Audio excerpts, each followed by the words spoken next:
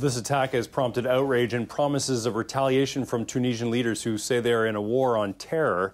The gunmen targeted the National Bardo Museum on Wednesday afternoon as dozens of foreign tourists were there to visit its ancient artifacts.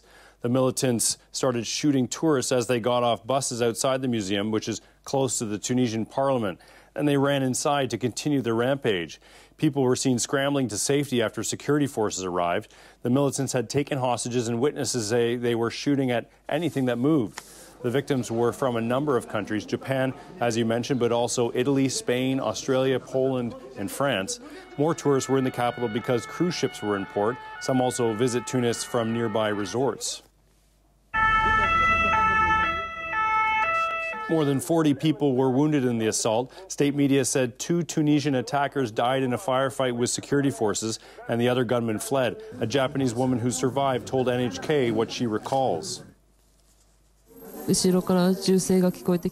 People started running when they heard gunshots.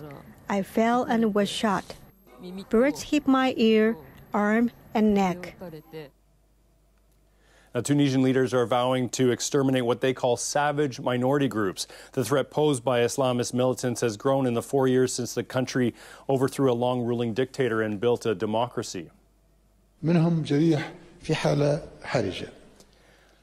Prime Minister says he will not allow terrorism to affect that transition or the country's morale. Habib Assid said the attackers deliberately targeted the tourism industry, an important part of the economy. Other leaders expressed their condolences and resolve, including Japan's Prime Minister.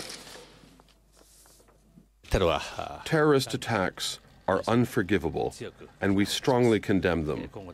We will closely work with the international community to strengthen our effort to fight against terrorism. Tunisians are trying to show they too are united in that fight. Thousands held a vigil near the museum denouncing terrorism and radical Islam. This attack is the deadliest on civilians there in more than a decade.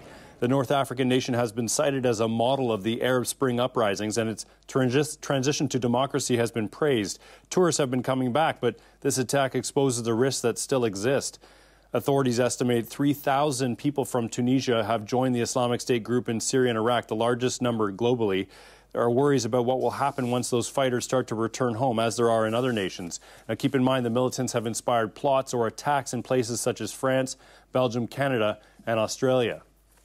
No one's claimed responsibility for the museum massacre, but at least one extremism expert told the Associated Press that Twitter accounts linked to the Islamic State group have praised the attack and called it on Tunisians to, quote, follow their brothers.